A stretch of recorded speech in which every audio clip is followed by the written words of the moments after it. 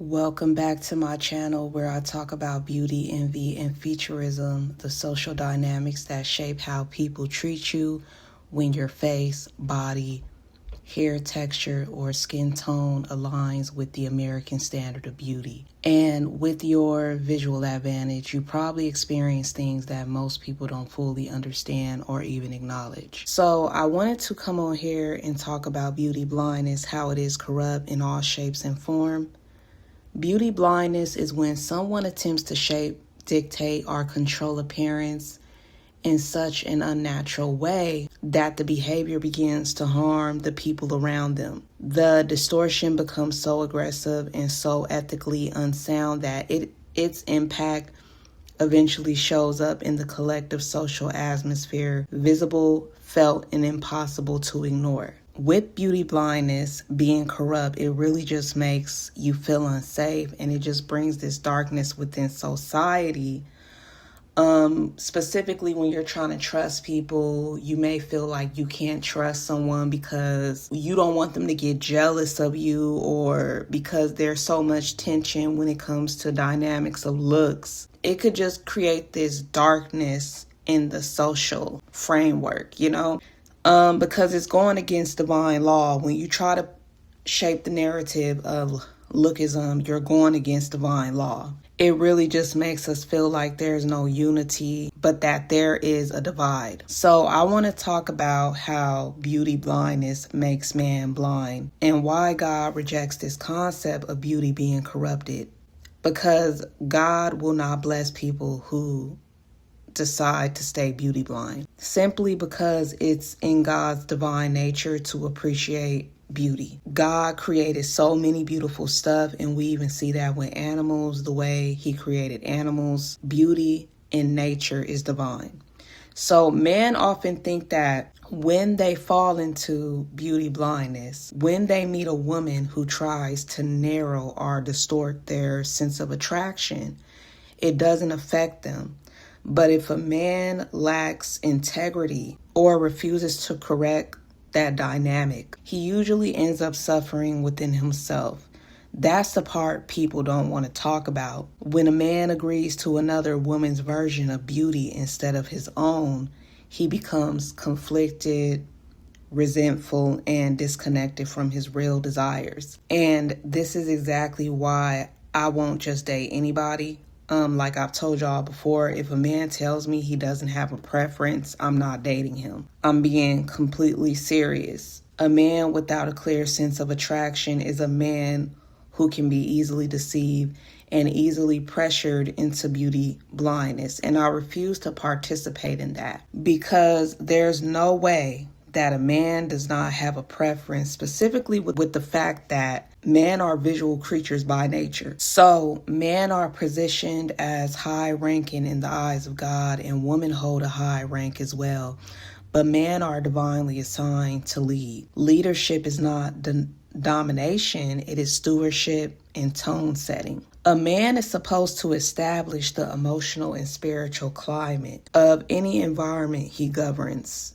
And that includes how women respond to one another in terms of looks, especially in featurism dynamics where insecurity, comparison, or silent rivalry can arise between women. When men abandon their role, women are left to navigate those tensions without guidance, and the entire relational structure becomes unstable. This is why most of the time a man will date a woman below average and cheat on her. A lot of this happens because the narrative around attraction becomes misdirected.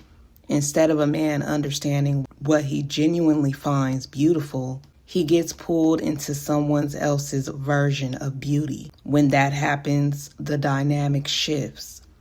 Not because attraction changed, but because a woman is trying to steer or control his perception. So God never intended for man to overlook female behavior simply because of features or favoritism. He intended for man to lead with clarity, fairness, and spiritual maturity. So let's talk about the weight of misalignment and why there is so much spiritual disorder in the dynamics of female community and lookism worldwide. I don't care what people want to say, there is a disorder within the female community and when it comes to looks. So when men abandon their role of discernment when it comes to beauty, women are left to navigate these undercurrents, and without neutral, balanced guidance, this leads to instability across the entire relational structure. This is why most social settings feel so low quality nowadays. They're just drama-filled and draining. No one is truly getting along. Everyone is on edge. Everyone is targeting each other, especially when someone is more favored or stands out in any way. The environment becomes competitive instead of communal, and people start acting out of insecurity rather than maturity. It's the kind of atmosphere that makes you realize how spiritually and socially off balance this generation has become. But what I'm saying is that there is a critical failure in leadership. Specifically when men overlook, enable, or reward toxic female behavior simply because of her being a woman he favors. Favoritism based on aesthetics undermines the moral fabric of community. Favoritism is not a godly trait at all.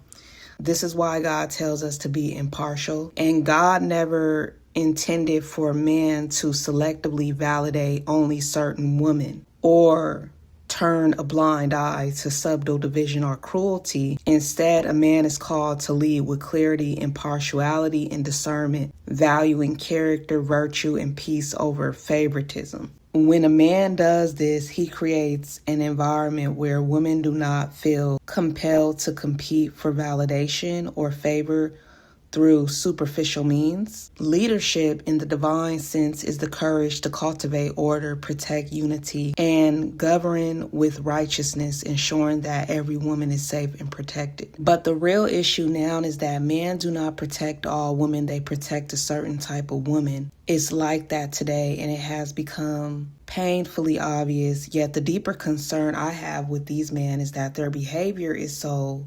disorderly and out of spiritual alignment that they don't even realize that they are acting out patterns already described in Bible prophecy, meaning that anything that is low vibrational is the decline of divine law. It's a failing framework. So these men today, a lot of them do not act like real men. They are moving according to their lustful impulses that reveal the condition of the age, not the character of God. And the tragedy is that they are going to awaken to this truth only when the consequences of their choices can no longer be reversed. This is why I tell y'all that looks is going to create the biggest warfare of all time.